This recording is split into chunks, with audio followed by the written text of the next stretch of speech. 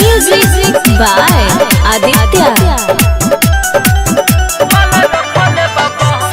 कवन करा के सोया गइल बहारा के करा से कोई दुख बाट गहरा सुन ना कवन करा के सोया गइल बहारा के करा से कोई दुख बाट गहरा अजल न छुटल हमरा यहंग के जंग टाइम हो गइल लहंबे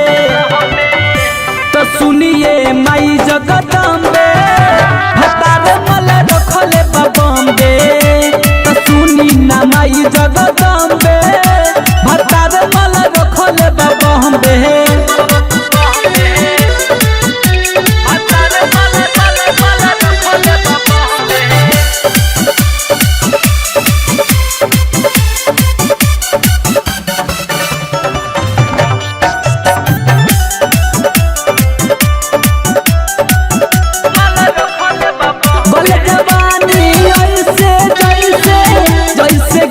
बतासा हो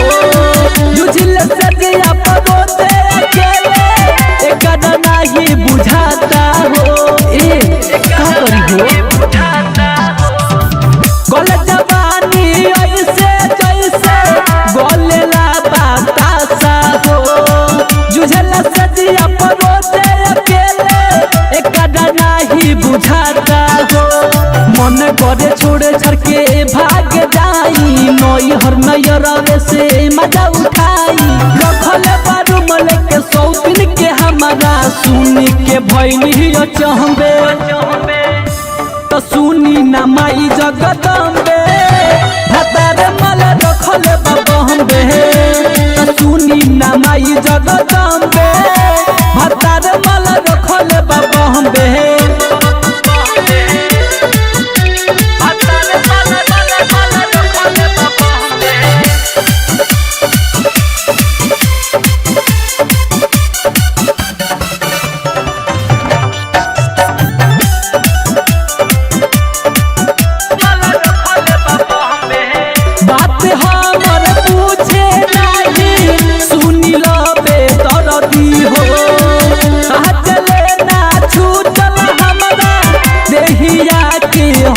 बड़ी परेशानी हो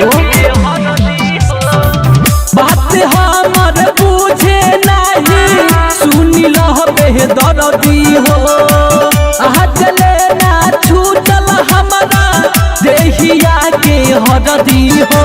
जितेंद्र जहरीला काटो तार जानी हमारा तो यही जान परेशानी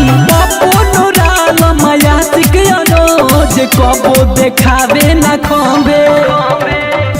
तो सुनी ना माई जगदम्बे भतार मल रखल बम्बे तो सुनी ना माई जगदम्बे भतार मल रखल Bombay digital recording studio Motihari.